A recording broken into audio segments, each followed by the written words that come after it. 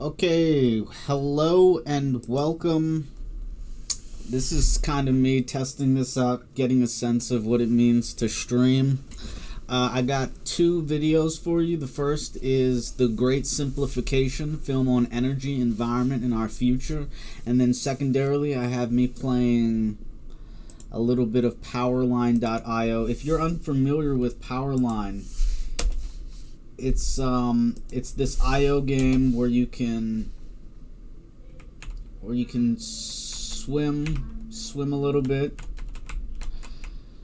using the arrow keys. Actually, I might jump in. Well, actually, let's just switch up the name. Put in as an aggregator.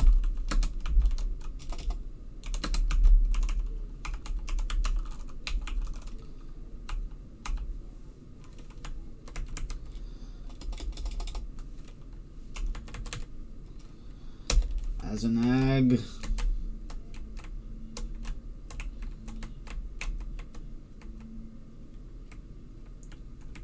Okay, what are we doing? Interesting. I wonder if we can do both at the same time.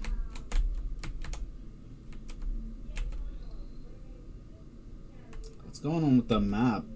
Normally when I first spawn in, I like to get a look at where we're at with the map. Okay, so we have a 16 at the top. Oh wow, that's a lot of points for where we're at.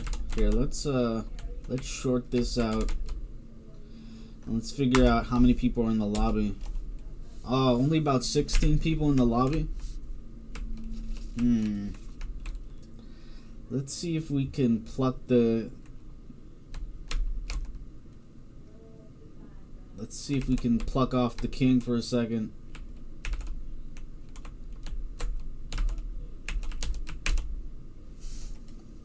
Oh, tricky. Who's gonna get those points? Does anybody even know if they're up for grabs? I need a boost. Okay, let's see if we can make it. Oh, they already got to it. But will they be able to get out with their life? They're going after him.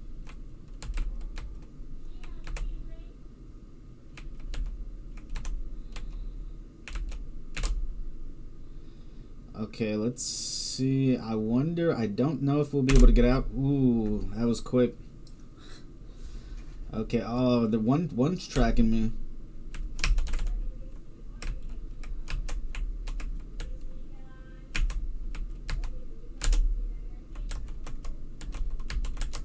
No! That's how it goes playing Powerline.io. But yeah, let's scratch this. I have no idea what they're doing. I think they're just looping, which is okay. It's a meta. Sometimes I feel bad. I'm like, I shouldn't specifically try to target the king or them because it takes so much work now. Like back in the day when this game was populated with much more people during the COVID era, you could get 90k easy, or at least 60. You could get above 50k as easily as it looks like when they're getting above 10k. Now I'm playing with a broken keyboard, so that's my excuse.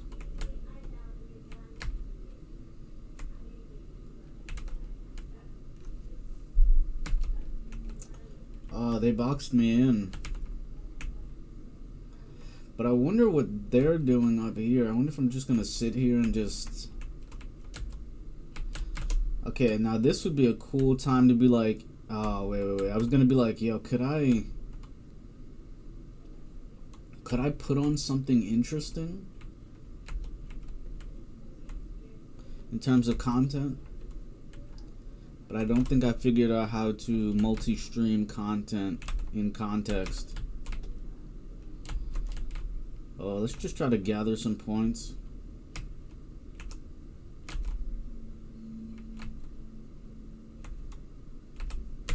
No! I got greedy. That's what happens when you get greedy with it. Okay, so let's go back to a different scene and let's start this piece of content.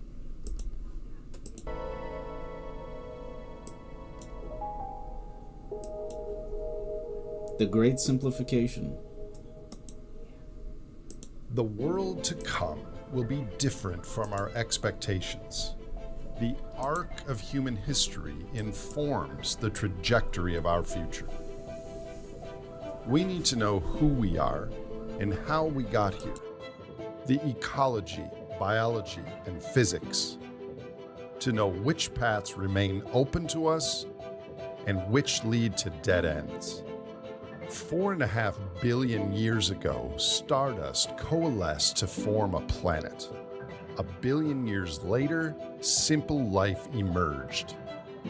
By 500 million years ago, a profusion of life had exploded on our blue-green planet. Fast forward to 66 million years ago, and dinosaurs were taken out by our planet's most recent mass extinction. And small shrew-like survivors continued an evolutionary line that would eventually become us. Of all our hominid ancestors, one species would ultimately remain, Homo sapiens, a creature variously curious, creative, kind, cruel, cooperative, competitive, combative, and clever. When Earth's climate warmed and stabilized around 10,000 years ago, Homo sapiens tribes who pivoted en masse to agriculture and pastoralism out-reproduced their hunter-gatherer cousins. Unbeknownst to them, and to most of us, this was a planet-changing event. Sustained by new agricultural surplus, these early humans slowly spread out around the globe, expanding trade and technology. For thousands of years, the average annual growth in the size of the human economy would be unnoticeable from one generation to the next.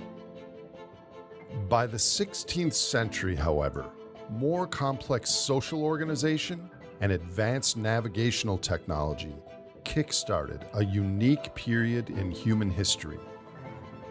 Yet even with these advances, human cultures remained powered by biomass and the muscles of humans and our draft animals, limiting growth.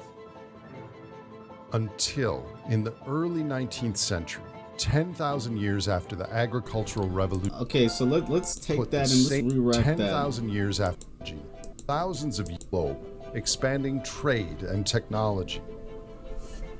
Okay, so what is being said? What's going on here? The average annual for growth thousands in the of years, size of the human economy the average would be human, unnoticeable from one generation the growth of the to human the next. economy was unnoticeable. By the 16th century, however, oh, he's given the macro-breakout cycle in context. Normally, I would start with the switch over from iconographic language to phonographic language as a reflection of the bicameral mind distinction. In terms of the macro-breakout cycle starting with the transition from prehistory to history. But in this case, we're talking about the economics of the superorganism with regards to energy and quote-unquote progress as a reflection of socioeconomic status and development. How to extract fossil energy and materials from under Earth's surface to boost their economies. This new discovery of geologically stored sunlight in the form of coal, oil, and gas changed everything. For the first time, human and animal labor played second fiddle to the power of these new energy sources. When combined with a machine, a gallon of gasoline could output the same work in a few minutes as a person laboring for an entire month. We increasingly replaced manual human tasks with machines at a tiny fraction of the cost. The result? Higher profits, higher wages, and cheaper goods. Sudden access to this bank account of stored carbon energy turbocharged our populations, access to goods, services, and technology, and quadrupled our economic growth rate. Yet humanity's great acceleration was still ahead. In the latter half of the 20th century, with this new power source and an upgrade from coal to higher quality liquid oil, the human economy's average growth rate doubled yet again, to now over 30 times what it had averaged during the last few thousand years.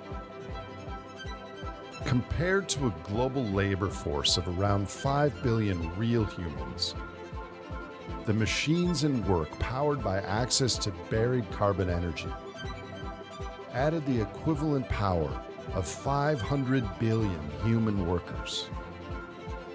Access to these fossil energies and materials brought billions more humans into existence and brought billions more out of poverty, and led to the creation of new myths, institutions, and expectations. So I want to pause there. Like, that's so real for so many people. That legit, the power of financial alchemy and also materials, carbon extraction alchemy combined together to produce the output, the labor equivalent output of 500 billion humans. I mean, wow, just take that in for a second in terms of just that accretion heuristic as a basis. Our ancestors' lives were tightly linked to the natural flows of the earth, the sun, the rain, and the soil. But during this moonshot of growth and consumption, our fundamental tether to nature was first neglected and then forgotten. The main inputs to our economies were now mostly free. We merely had to pay for the cost of their extraction, not the cost of their creation, their true worth, nor their pollution. To our ancestors, the benefits from carbon energy would have appeared indistinguishable from magic. And instead of appreciating this giant one-time windfall, we developed stories that our newfound wealth and progress had emerged purely from human ingenuity. We had become energy blind. Energy is and always will be the currency of life. Animals were the first investors. Obtaining a larger energy surplus. Animals were the first investors. Obtaining a larger energy surplus gives an animal a competitive advantage for survival and reproduction. This role of surplus energy is a core driver of the natural world and dictates what can surplus energy as a core happen. driver of the natural world. We rarely think about it or talk about it, but we're all alive during the carbon pulse, the few hundred years where humans are drawing down Earth's energy battery millions of times faster than it was trickle-charged by daily photosynthesis. This right here is one of the most crucial points of the Great Simplification in terms of, to bring it back to Charles C. Mann's work, a prophet and a wizard. So what do you think about the Great Simplification so far? Do you think that it makes sense based on the premises being grafted, or do you think that it's saying, hey, but what if we just found more energy? What if we stopped using the fossil carbon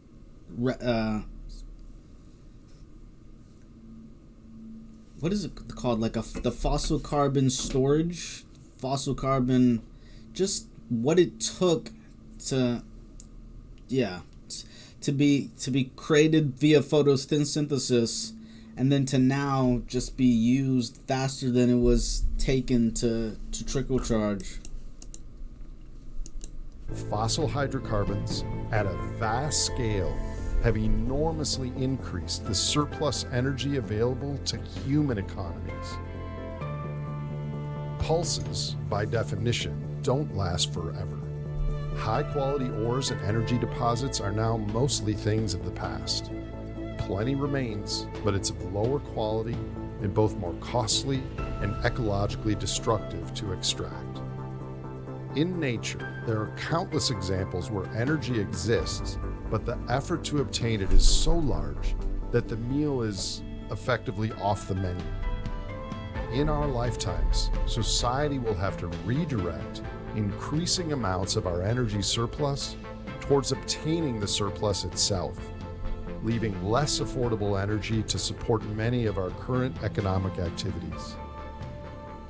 One day, the energy it will cost to extract energy will be so large it won't make sense to do so, even though resources remain. Energy depletion will act as a growing tax on human societies. In this unprecedented era of large surplus, we have excelled at combining energy and materials into technology and inventions that improve the human experience. New technology can allow us to use resources more efficiently, or it can transform natural flows into energy.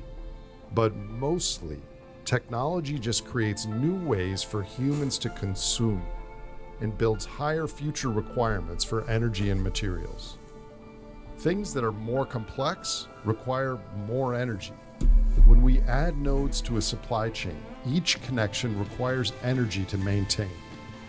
The complexity of our globally interconnected system currently requires the equivalent of 170 billion light bulbs constantly turned on, burning brightly.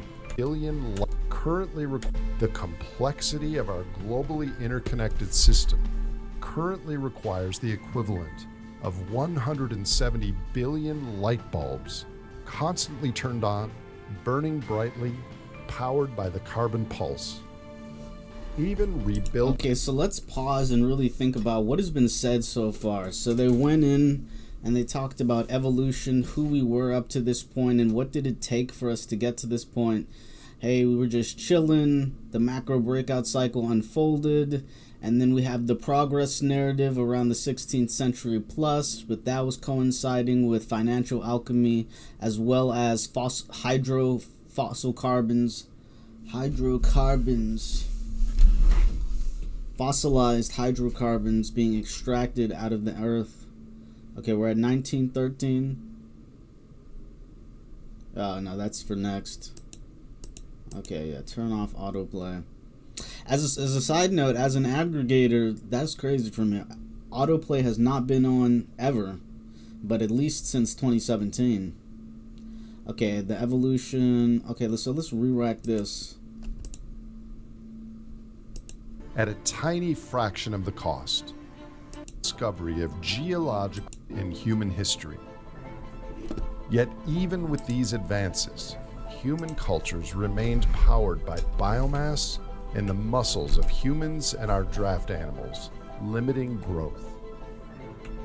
Until, in the early 19th century, 10,000 years after the agricultural revolution, humans discovered how to extract fossil energy and materials from under Earth's surface to boost their economies. This new discovery of geologically stored sunlight in the form of coal, oil, and gas changed everything. For the first time, human and animal labor played second fiddle to the power of these new energy sources. When combined with a machine, a gallon of gasoline could output the same work in a few minutes as a person laboring for an entire month. We increasingly replaced manual human tasks with machines at a tiny fraction of the cost. The result? Higher profits, higher wages, and cheaper goods. Sudden access to this bank account of stored carbon energy turbocharged our populations, access to goods, so I mean, services, that's real. and Like, do you believe that this is our economic growth rate? The one-to-one rationalization for our current predicament was still ahead. In the latter half of the 20th century, with this new power source and an upgrade from coal to higher quality liquid oil, the human economy's average growth rate doubled yet again, to now over 30 times what it had averaged during the last few thousand years. Compared to a global labor force of around 5 billion real humans, the machines and work powered by access to buried carbon energy added the equivalent power of 500 billion human workers. Access to these fossil energies and materials brought billions more humans into existence and brought billions more out of poverty, and led to the creation of new myths, institutions, and expectations. Our ancestors' lives were tightly linked to the natural flows of the earth, the sun, the rain, and the soil. But during this moonshot of growth and consumption, our fundamental tether to nature was first neglected and then So this forgotten. is real. Like, to what extent do you hear this narrative and you say, okay, that makes sense? What are we talking about? We're talking about the history of human evolution and then what happened? 5 billion real humans.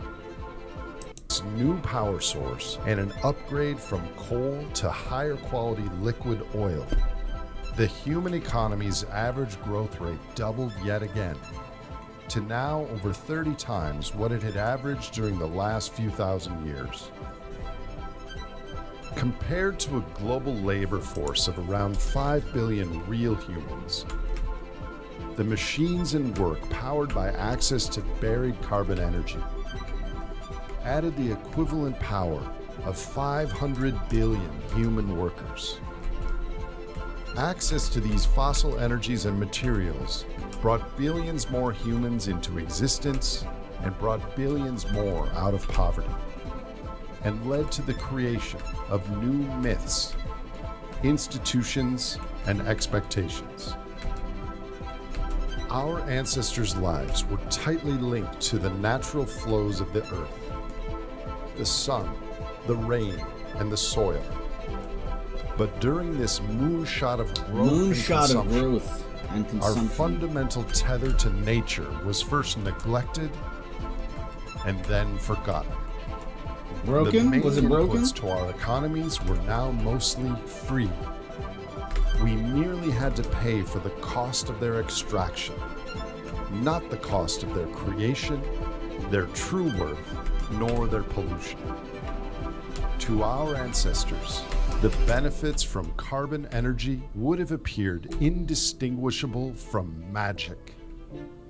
And instead of appreciating this giant one-time windfall, we developed stories that our newfound wealth and progress had emerged purely from human ingenuity. We had become energy blind. Energy is and always will be the currency of life. Animals were the first investors. Obtaining a larger energy surplus gives an animal a competitive advantage for survival and reproduction. This role of surplus had to bounce out. energy Okay, to so mine, we dipped into where we were at with that, just talking about the impact of our personal evolution journey, and then the carbon pulse, and really framing that out as what made us energy blind, because the energy that we get is not simply, hey, we have more power now, we can use power. No, the concentrated wealth of the fossil hydrocarbons was so much that it provided like over 600 to 800, maybe 6,000 to 8,000 various chemicals and products such as plastics and just really interesting, unique things that you can make as a byproduct of oil that contribute to the supply chains of the world. Brightly powered by the carbon pulse. And then running into an issue where we find ourselves saying, okay, well, how much does it cost, or how do we value this? Well, we value it at the cost of extraction. This is also where I get into esoteric culture commentary, specifically thinking about how it relates to different forms of eschatology in terms of how we project ourselves forwards in times and backwards in times as a result of our collective myth-making abilities. Even rebuildable technology that harnesses just creates new ways for humans to consume and builds higher future requirements for energy and materials. Things that are more complex require more energy. When we add nodes to a supply chain, each connection requires energy to maintain. The complexity of our globally interconnected system currently requires the equivalent of 170 billion light bulbs constantly turned on, burning brightly, powered by the carbon pulse. Even rebuildable technology that harnesses the sun and the wind grows our total consumption and has not yet reduced the use of carbon energy globally. Most people believe that money is real wealth, yet everything we spend money on requires energy to mine, create, deliver, run, maintain, and dispose of. In this way, money is ultimately a direct claim on energy and resources. Our economic stories assert that with more money, we can create more of anything. The truth is, we cannot create energy. We both extract it and burn it faster by using technology and printing money. Natural capital, particularly energy, is the true foundation of our monetary systems. As we create more money, we don't create more resources. We merely access them faster. The highest sustained growth rate of human economies ever before and likely ever again. Yeah, this is an important 50 point. years ago, Let's re-rack when that. oil production, natural capital, particularly energy, because is it the goes true back to foundation of how our are you monetary systems. deciding or As differentiating we this create more circumstance? money, Do you actually we don't believe create that this more is a valid resources. narrative? We merely access them As an faster. aggregator, I come across so many unique and The interesting highest stories and sustained growth tales. rate of human economies So many people ever with their own before abilities and to likely synthesize ever and again regurgitate peaked 50 information. years ago, when oil But what does it production mean growth to was at its actually highest. live in someone else's But truth rather than living as within if our it was means, a fact we of found reality? creative ways to extend. Back in the day, people said, hey, let's not include elements such as... No! Yeah, they said, let's not include elements such as... hey, you have to cite your sources, or you cannot cite your sources from Wikipedia because that's just a hypergraph redirect. You have to find primary source material, and that was unique and that was interesting in terms of making sure people understood how to find and how to choose primary source materials instead of secondary sources and hypergraph redirects. But one of the most valuable things that we've learned in the internet era was the value of a hypergraph redirect. How can we benefit from such disparate and challenged information, or like qualified said information? And so that's what we it's like a part of our journey to be able to have that as a method of discourse, to be able to bring that up and to utilize that as a framework of reference. Let's continue forth. Growth for a while longer. We created cognitive waves. But so the point is that he said we cannot create energy. Now, some people might say, in terms of a prophet and a wizard, some people might say that that is the prophet's stance, holding us back from innovation because they're trying to point out these things and to try to shut down or to roll it back or to view over the horizon as a source of limitation as opposed to viewing into quote-unquote abundance. But based on the geophysical limits that we know currently, with the evidence being laid forth, based on cited materials and studies, It's saying, hey, is this truly in fact what we're up against? Can we or can we not create energy? And more importantly, what would that do to our biosphere? What would that do to the creatures on our planet that we have neglected so much in this moonshot during the carbon pulse, to use language from this material? Rather than living within oil production and likely ever sustained growth, access them faster. Don't create more resources. As we create more money, we don't create more resources. We merely access them faster. The highest sustained growth rate of human economies ever before and likely ever again peaked 50 years ago when oil production growth was at its highest. But rather than living within our means, we found creative ways to extend growth for a while longer. Do you believe that narrative? Complex supply chains, outsourcing the heavy lifting to countries with cheaper labor. We turned to debt in a large way to maintain high levels of consumption, a behavior that accelerated in 2008 and has gone into overdrive since 2020. Debt allows us to spend resources from the future and call it economic growth. This is what I've been referring to as financial alchemy. This phenomenon has become so pervasive in the last 50 years that we think it's normal to consume today and pay tomorrow. The developed world is now using debt to enable the extraction of things we couldn't otherwise afford to extract, to produce things we otherwise couldn't afford to consume. This strategy has an expiration date because all this new money will one day be spent on real things requiring energy. Enabled by an extraordinary but temporary energy surplus. What does it mean to have so much The human economy is now over 1,000 times bigger than it was just 5 centuries ago. Most of the benefits of this one-time geological surplus now flow to a fraction of people, not to the rest of living humans, nor future generations. As we extract minerals and burn fossil carbon to support modern living standards, their waste streams are in turn diminishing the life support systems of other species and future beings. The impact of our global energy metabolism on nature has been tragic and is now accelerating. Global energy metabolism. What does that mean in general or animal, specific? bird, Global and fish energy populations metabolism dropping by 50% since the 1970s.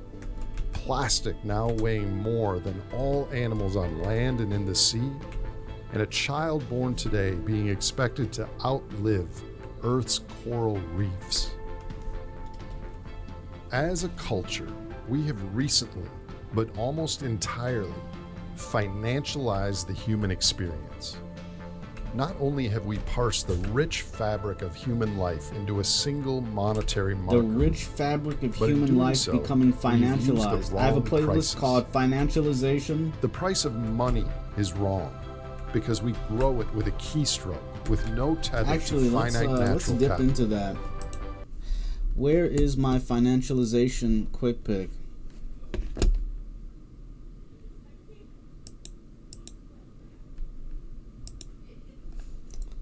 Let's take a look.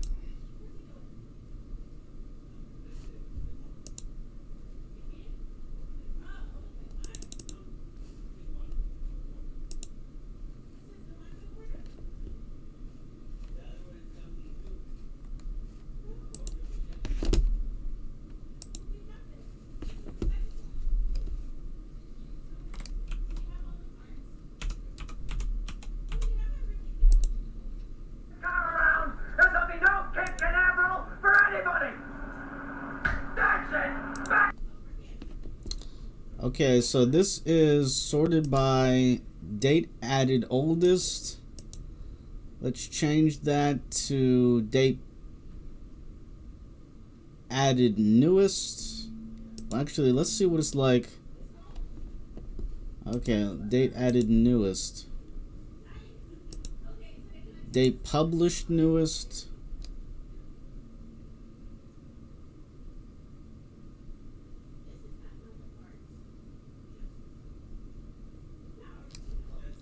Okay, so now we're looking at, here, let me exit out some of this stuff. Okay, so this is my financialization, economics, and liquidity quick pick.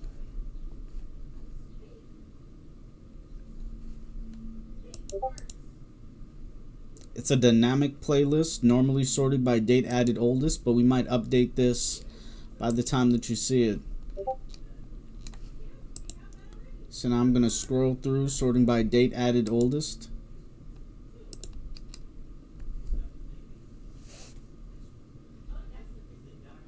So this is what I mean by the core value proposition of as an aggregator. For me as a content consumer, I spend so much time scrolling through and trying to find content that's meaningful to me that I realize the value of just collecting titles and thumbnails. So if you ever see any content that's interesting or meaningful for you, just take a second to scan the title, scan the thumbnail, and check it out. And if you need more contextual information, let me know. We're looking into developing coursework and content for content marketing to be able to provide more value to you as a consumer.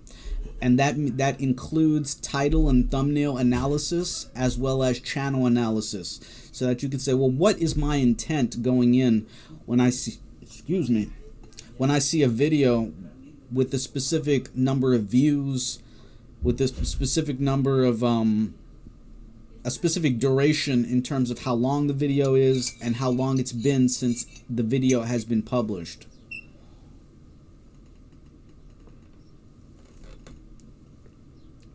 So we're about 70% through the playlist. What is money?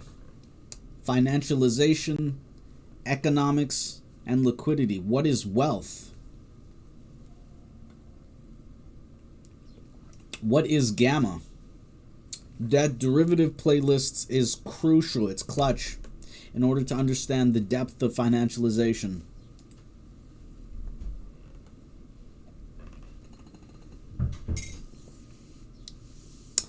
Wes Cecil on Corporation, Uber Allies, Capitalism, Part 7. Institute of David Graeber, and Manco 64 talking about the Bank for International Settlements as the international clearinghouse layer in between a lot of different. We can even go into concepts for macro concepts for monetary management. I found an awesome audiobook into the history of the Bank of International Settlements. Confessions of a Market Maker, Order Flow, Revealing Economic Facts. Okay, so we'll get back to The Great Simplification, film on energy, environment, and our future. The price of energy is wrong because we don't treat it as the extraordinary, irreplaceable resource it is. So that's a crucial deed. The price of energy is wrong because we do not treat it as the truly non-renewable resource that it is. Treat it as the extraordinary, irreplaceable resource it is, non-renewable on any human timescale. And in setting prices on everything, we've lost sight of the large cost their use has on Earth's ecosystems. This biophysical story is all connected in an emergent and unexpected way.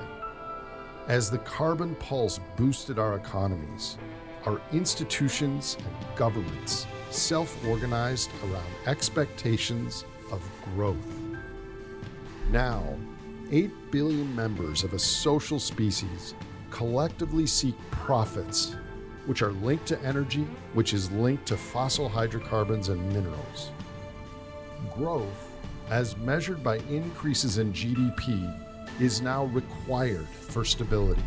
Growth now required for stability. So I just want to take a step back because we're consuming this, and it's like, for me, I'm like, wait, what? Like, yeah, no, I've been consuming overshoot culture commentary for the past couple of years, And it's interesting to see where we're at. But we could even go back to the question of psychological types and how we get into these silos in terms of people's theory of minds. But wow. I mean, it's difficult, right? Like, I'm sitting here, this is a movie on the Great Simplification, okay? A 32-minute animation in 4 acts talking about the Great Simplification, what this means for us to be here during this specific times, and the projections from a specific cross-section of people. People I'm referring to as a prophet in terms of Charles C. Mann's rationalization for a duality system in terms of a prophet and a wizard. A prophet and a wizard. And that's still an incredibly useful analogy to figure out what's going on here. And to figure out where you sit in terms of, can you consume this information based on coming in as from a fresh perspective? Or is this already in your sphere of influence? Versus, are you like, okay, well, they're saying it's a carbon pulse and we get that. They're saying that carbon is mispriced because of what it allows in terms of human labor equivalents, right? 500 billion extra people doing the work of that labor equivalent. And what does it amount to? Is it for the purpose of, like a chipmunk, saving away a little bit of energy for us in the future? No, it's being used at the cost of extraction. So what does that mean? How are we pricing it? It's at the cost of extraction. And what are we saving it for? We're saving it for the ability to make further and further financial claims on our environment. That's where debt comes in. So it's saying, this is where a prophet and a wizard comes in. This is where you get people talking about concepts such as doomerism and where that goes, bend, not break, and also collapse, in terms of saying, well, hey, is it about awareness? Do we need to become more aware of these factors facing us, versus do we need to push forward in the wizard vein in order to find that magical technology, whether it's carbon capture, storage, or even the unicorn, infinite energy? Will infinite energy save us? So after consuming some of this type of material, where do you find yourself on the spectrum? We have arrived at a place where we as a culture have outsourced our decisions and planning, where growth, as measured, collectively seek profits, which are linked to energy, which is linked to fossil hydrocarbons and minerals. Growth, as measured by increases in GDP, is now required for stability. We have arrived at a place where we as a culture have outsourced our decisions and planning to the financial system. The market's compulsion to grow now outcompetes any alternative paths of wisdom or constraint. The system is no longer in anyone's control. The human species, at least to this point, has become a mindless, insatiable, energy-hungry superorganism. The superorganism is an emergent phenomenon of the animals that comprise it, us. Human beings are related to all other creatures on Earth. We are the product of an unbroken chain connecting to the first life, which means that hidden beneath our stated motivations of what we do every day in industrial society, we are driven to pursue the same neurochemical brain rewards our ancestors pursued. This has huge implications for our behaviors, our economies, and our futures. Reaching for our phone to see if someone liked our Facebook post or to see if Bitcoin is up or down aren't really our goals. We are in reality just seeking the same brain rewards that led to success for our hunter-gatherer ancestors. Dopamine is a molecule that in animals and in humans leads to motivation and action. In a materially rich modern world, the habituation to the action of consumption leads to the wanting of things culture-wide being stronger than the reward we get from having them. This is a fundamental problem for an economic system that's turning billions of barrels of oil into microliters of dopamine. Is that a fair characterization? As a carryover from ancestral tribal life, we are highly tuned to social signals, comparing ourselves to others, seeking approval, acceptance, and jockeying for status. With material and now digital wealth as today's primary status signal, consumerism is now largely based on having as much or more than those around us, rather than focusing on what we may actually need. Modern humans are still tribal beings. We staunchly support those in our in-groups and easily ostracize out-groups, from trivial divisions like sports teams to political affiliation, race, or nationality. Our evolution has primed us to blame other humans for situations we don't like or understand. We have rich, creative, and colorful imaginations that reside in the virtual worlds of our minds. The human brain can imagine and verbalize limitless combinations of physical impossibilities, sustainable outposts on Mars, self-perpetuating energy machines, and an economy based on physical consumption growing continually for centuries. In ancestral times, these virtual worlds overlapped with the physical worlds we inhabited, making us more content and effective as a tribal unit. But in a culture of vast material wealth, information overload, and social media, it's increasingly difficult for us to separate fantasy from reality. When these individual virtual worlds connect with the virtual worlds of others, the result is widespread shared beliefs that money is real, that our current wealth is due mostly to our cleverness, and that technology will lead to limitless growth. When we look to others to try and understand our complex modern world, as social beings, who said it becomes more important than logic or the quality of the evidence. Celebrity and group affiliation now matter more than truth.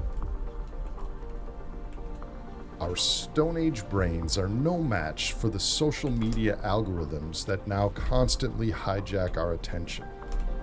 Modern media outlets prey on our evolutionary inclinations for novelty and in-group defense via capturing our attention and turning clicks and shares into consumption. Computer algorithms optimized for profit are splintering our society by reducing attention spans, accelerating addiction. Okay, so this is where we're getting into kind of the characterization element. But the real meat of the labor was in this first part. Pause. Continuing. Apathy, and mistrust in science. A metaphorical technology worm driven by exponentially improving artificial intelligence is silently eating our minds. Humans are creatures with finite lifespans. The future is not a priority to us emotionally. Instead, we are focused on the very short term. This weekend's plans, this quarter's earnings, this term's election, the next set of compelling images we're urged to scroll to. We often promise to make big changes starting tomorrow, until tomorrow becomes today, and the cycle repeats, delaying any actual change. Like other biological organisms, humans seek gains and are averse to losses. We look for undervalued stocks to invest in, sales on new shoes, or 2-for-1 cocktails at happy hour. Unlike squirrels or cheetahs, we are an extremely social species. We coordinate as families, small businesses, corporations, and nation-states to maximize our virtual surplus, dollars, which we then spend on real things. Our core economic and environmental challenges stem from a mismatch of hunter-gatherer minds inhabiting a competitive consumer growth culture. Together, these human universals have led to incentives and behaviors which have created a metabolic superorganism whose objective is disconnected from the well-being of its parts, us. It is So again, we take stock to listen to the narrative, but also to say, where do you find yourself in alignment with the narrative as being given? Is this, it's clearly this is what it is, this is how it's been structured, and this is how we have to react to it based on what we've viewed as being the correct viewpoint or a specific viewpoint that's in alignment with reality, versus no, you may not look at it that way. And where do you fall on that distribution range? tempting to look at how we live today and conclude that this is how humans are. But modern society is only a single brief example out of thousands of conclude that this is how humans are. But modern society is only a single brief example out of thousands of successful arrangements in human history. Humans alive today don't choose to be hierarchical or greedy. Many of our choices are constrained by the economic system we were born into. Choices constrained by the economic system we were born into.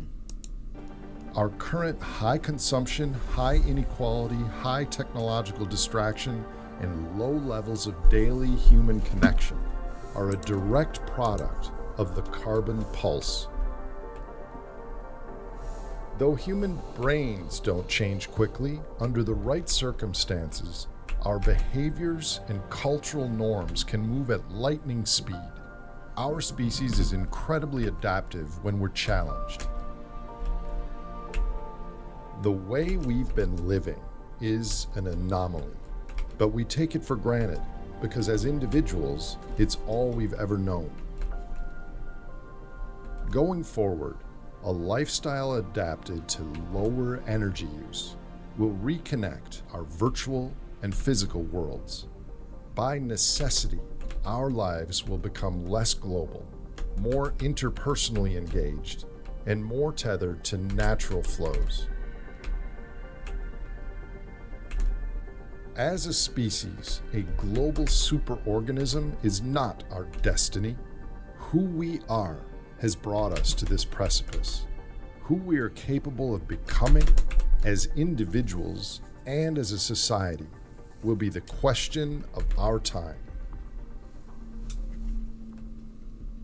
We are alive at a time of wonder, peril, and possibility. Ahead are a million unknown destinations, some dark and foreboding, and some welcoming and beautiful. Many of us sense that something is different, something is coming, but we lack a shared understanding of the path that brought us here and of the terrain ahead. Which future we expect depends upon which lens we use to see the road. Modern society is polarized, stressed, and overwhelmed with information, good and bad. As a result, common points of view, our lenses, focus on the road just in front of us. For the view to the future, we defer to culturally accepted guides who are confident they know the way forward. Through the lens of an economist, for example, we see a glorious road leading to growth that never stops. Any scarcity of energy or material inputs will be solved by price signals, creating incentives which increase our productivity and growth. The economic lens shows us that human ingenuity and the market will solve everything. A financial lens translates stock markets at all-time highs as a sign of society's health, portending a rich and virtuous future. With enough financial capital, we'll be able to build roads to anywhere. A technology lens promises a shiny road Okay, so of let's take a look comfort, at these novelty, lenses and again. prosperity, enabled by future And inventions. and get a feel for where Through you the think lens you of might an be at economist, in this they know the way forward. perspective.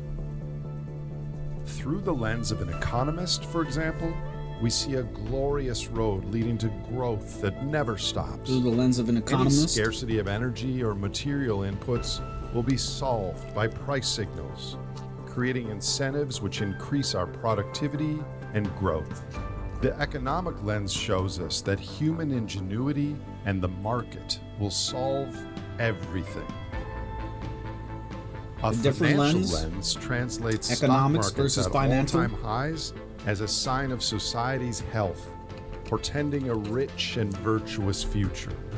With enough financial capital, we'll be able to build roads to anywhere. A technology lens promises a shiny road of comfort, novelty, the and main prosperity, macro wizard lens enabled by in terms of future inventions, maintaining an off innovation, artificial outside of the intelligence, sphere and of a influence vibrant of the metaverse atmosphere. will sidestep any energy or resource constraints. an off-planet We envision civilization, future humans breaking free expanding from the our sphere of confines of influence. Earth. We envision metaverse will sidestep any energy or resource constraints. We envision future Oh yeah, that is human another one, right? innovation, People living in the prosperity, metaverse. enabled by future inventions. Innovation, artificial intelligence, and a vibrant metaverse will sidestep any energy or resource constraints. We envision future humans breaking free from the confines of Earth and enjoying high-tech lifestyles where the biggest problem is runaway robots. These lenses are all optimistic but misguided. All these lenses are energy blind. The real paths ahead can only be seen by integrating energy awareness with biology, sociology, physics, and everything science has discovered. We need a systems lens to read the map. A systems lens reveals the holistic story that explains humanity's path. In pursuit of the same emotional experiences of our ancient ancestors, we transform materials and energy into technologies that make our lives more comfortable and fun. We keep score of our progress using money, which has become a psychological stand-in for all the things our ancestors valued. The massive scale of humanity's consumption is evidenced by the excess CO2 being absorbed by Earth's oceans and atmosphere. The emergent result is a metabolic superorganism with oil as its hemoglobin, transporting goods through the arteries and veins of a global supply network. Like a shark needing to swim to get oxygen flowing through its gills, our current economic system has an imperative to grow in order to satisfy prior financial commitments. We can't stop. Okay, nor that was can we a slow very down, or crucial the system point. will crash. A systems, or can we slow satisfy prior economics swim to of a global supply network? Like a shark needing to Like a swim shark to get needing to oxygen swim flowing to get through its oxygen gills, flowing through its gills. our current economic Our system current economic system has an imperative to grow. In order to satisfy Prior financial commitments. That's where financial alchemy comes into play. And where people get mixed up in terms of quote unquote net zero versus all these things that are being trying to be echoed in the same paradigm of capital as we've known it, of the economic system as we've known it, to say, hey, how do we react to this? Are we just like, the CO2, it's too much? You know, you get like really, it can get really interesting in terms of how you just, you know, we got a metabolic problem, you know. Sometimes, like, where's the waste heat? But, you know, you just people living, you know, it's different, you know. 200 million, a couple billion, now we got 8 billion. Whoa, how do you manage that? Here, let's bring up population counter.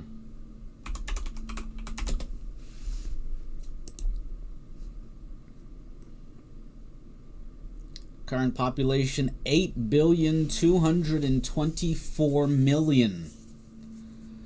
Wow. So many people. That's Overshoot in a nutshell.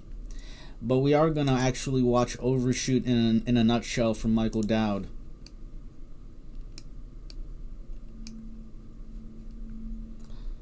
Let's change this to most popular.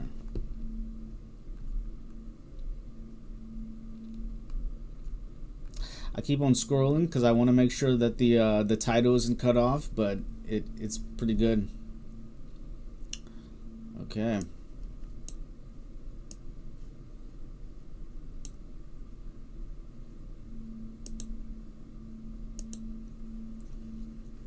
Okay, yeah, financialization, economics, and liquidity.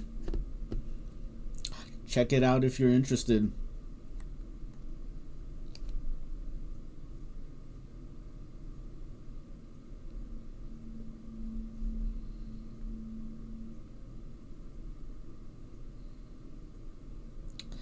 So yeah, as we hear this narrative about what it means to have these financial claims on energy, how do we relate to the overall premise of this video? And what does it mean to have these views, but also to have these views contextualized and changed over time? Going into this video, did you have the similar view? Is this just a part of your YouTube algorithm natively? Or do you have a different view in terms of how you believe the macro breakout cycle is unfolding in terms of your preferred trajectory?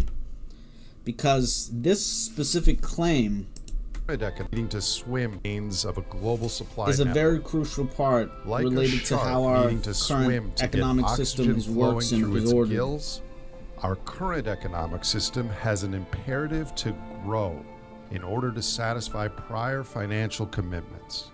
We can't stop, nor can we slow down, or the system will crash. A systems lens reveals that the road ahead is closed to our current cultural expectations. Yet we continue to bear down on the... Now, to what extent do we believe that? Is that an individual belief? Is that a collective belief? And what will it mean for us to have a right-sized expectation in terms of, no, that's not true.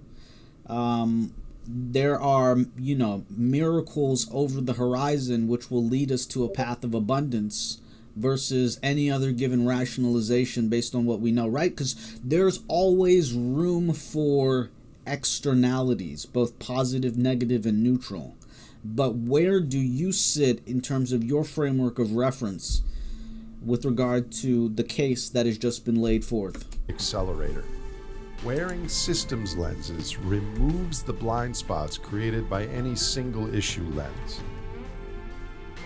Global economic growth will never meaningfully decouple from energy consumption. It cannot, because the world's GDP, by definition, has always been a proxy for how much energy we burn. If we were to grow the global economy at 3% a year, as most governments and institutions expect, we would use as much energy and materials in the next 30 years as we have in the past 10,000. Stock markets are poor guideposts for prosperity, when inflated by government and central bank support. All the cash, stocks, bonds, and pension funds in the world will need energy and materials to be cashed out and turned into real wealth. Creativity and innovation will be central to human futures. But modern technology requires huge amounts of energy to build and to operate. As long as GDP is our goal, efficiency gains from new technology will serve the superorganism. Transitioning from fossil hydrocarbon to rebuildable energy won't change this dynamic. Ultimately, in addition to using different energy, we'll need to use energy differently. Seeing our future through a systems lens changes everything. We have spent the last century harnessing enormous amounts of fossil energy to build a world of complexity like nothing seen before. In the coming century, humanity will experience a great simplification. There will always be energy on Earth as long as the sun burns. But the amount of surplus energy available to human society will soon be diminishing. As the extraction of geologically stored energy becomes more difficult, that is really where we're at right now in terms of AI. Everything we're used to in society is the end game that people are playing more costly or less available. Can we solve the energy quote-unquote price crisis? Because it's never happened before. In terms of a great simplification, will we need to change our ways? Financial and economic turbulence followed by contraction. When we can no longer grow fast enough to maintain all the increased financial claims, economies will recede to a scale that can again be supported by physical flows without credit. Complex global supply chains, the related high consumption lifestyles, and many of the conveniences and freedoms we take for granted in this era of abundant energy surplus will diminish. The ensuing simplification will be among the most significant events ever experienced by our species. Those who look through a systems lens can serve as early visionaries of a simpler life, with new ways of relating to technology, to consumption, to each other, and to Earth's ecosystems. There are many pathways wending through a great simplification. Some are wise, humane, and even preferable to what we have now. Some are so dark as to be nearly unthinkable. Yet it is precisely thinking about these pathways and actively choosing among them which offers the only realistic hope for a long and meaningful human future. Nature has gifted us with a productive and beautiful home, the ability to understand how we got here, and the creativity to imagine which paths are possible. The future need not be dystopian, but cleverness alone will no longer suffice for the next leg of our journey.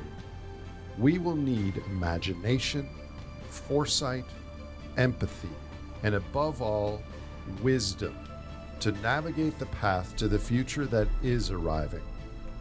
The Great Simplification.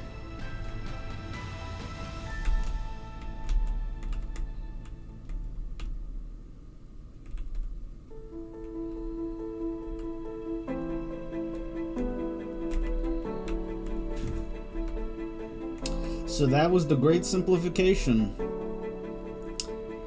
in an animated short, about 30 minutes long. Check it out if you don't want interruptions.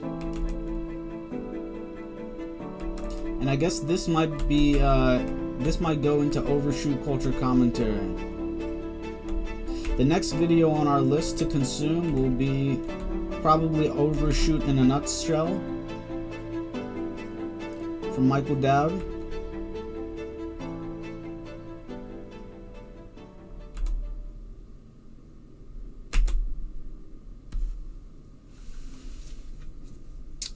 So wow, these are some of the videos that come up in my in my watch next afterwards. This was an interesting video to submit, and we'll probably end up watching this in another session. So let's double back to here. This is part of my work as an aggregator, bringing you content that you otherwise wouldn't have access to within your hypergraph by using me as a hypergraph reference. So if you've enjoyed this content today, let me know and I'll forward it so that we can find more content like this to consume in the future. Let's take some time to check out some comments.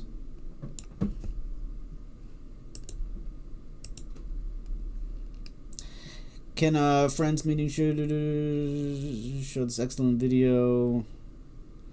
Money should be directly linked to energy. This is boring. Another we are the world. Let's all hold hands together and solve climate, even if it's disputed. Very interesting, especially the history of energy and expansion and financial narrow view of goal of human success.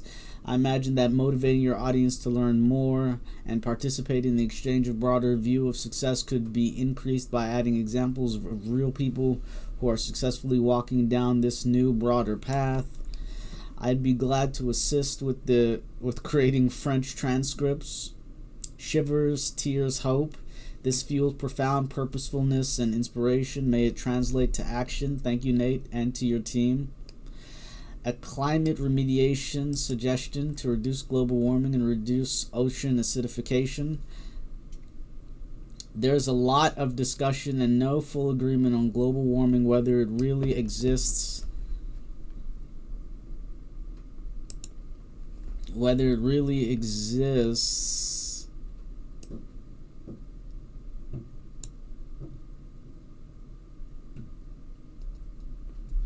How serious a threat, and the role of atmospheric carbon dioxide. However, the following is generally agreed, and they're going to say stuff. You can read it if you'd like. Continuing, North Atlantic gyre is unique. It's been washing up on beaches. A lot of content. A detailed, thoughtful comment.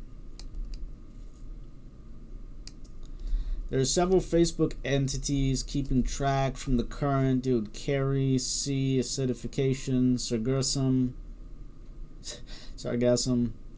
One might balk at the idea of covering a lot of the oceans with sargassum, but it does have uses. It can be used to make ethanol, paper, or cardboard.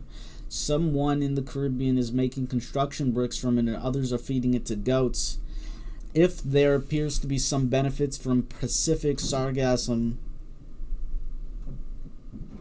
we could easily add sargassum and the other gyres to the other gyres, helping ships that are transiting the Panama Canal. It seems likely that some sargassum will eventually get into the South Atlantic gyre, but that may take a while.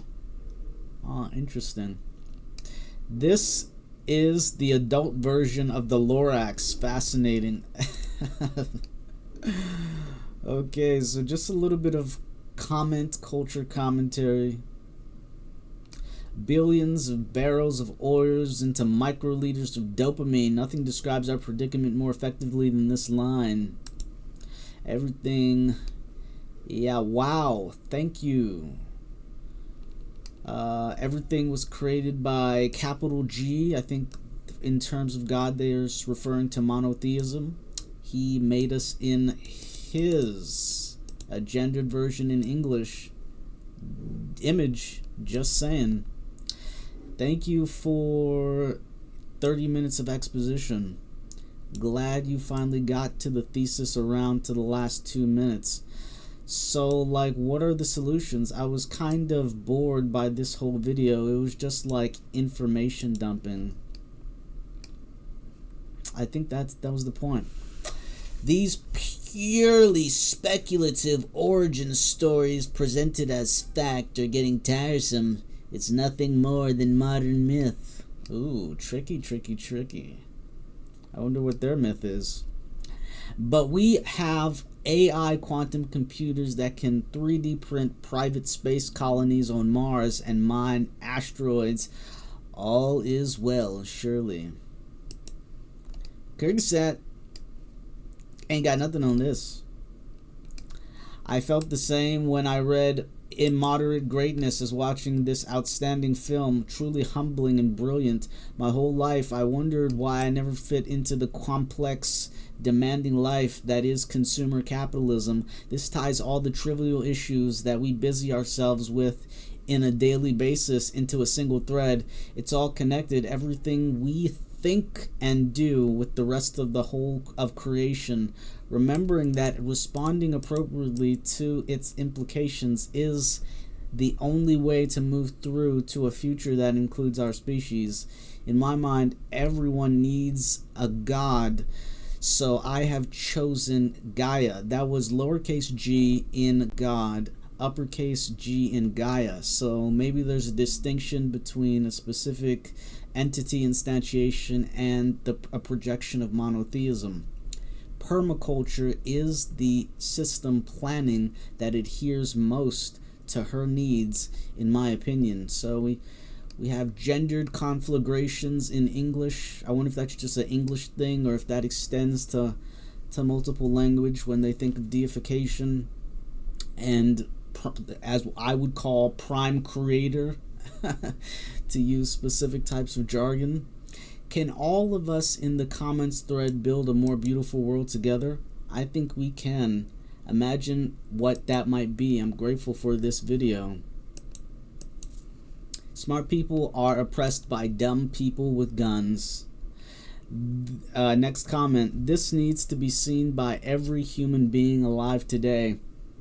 Just came back to this video and frankly it's disappointing it only has 240,000 views.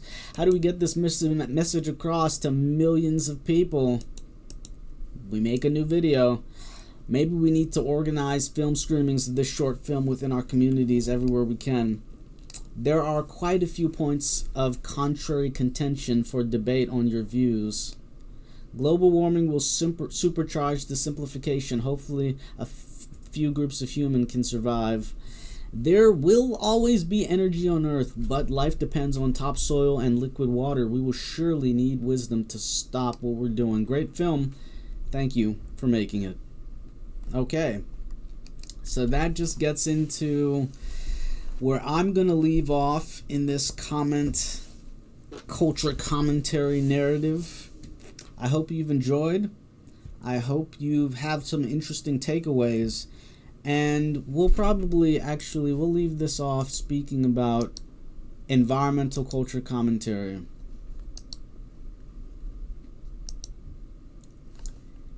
Environmental culture commentary.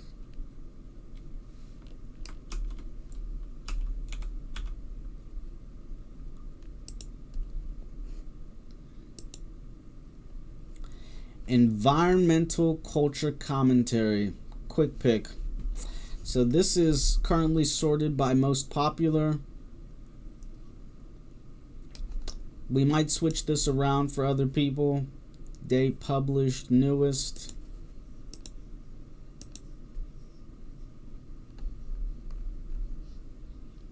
Increasing tick-borne infections, likely.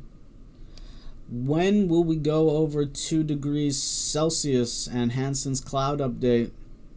Asia's climate crisis. Cloud feedback utterly dominates accelerated global warming. Climate collapse is no longer a distant danger. It's here. Trump, momentous, fateful first 100 days. Why our markets rely on the complexity of nature. Why climate policies fail. So that's where I'm going to leave things off at. Remember, if you have enjoyed this video, then add it to a playlist. Until next time.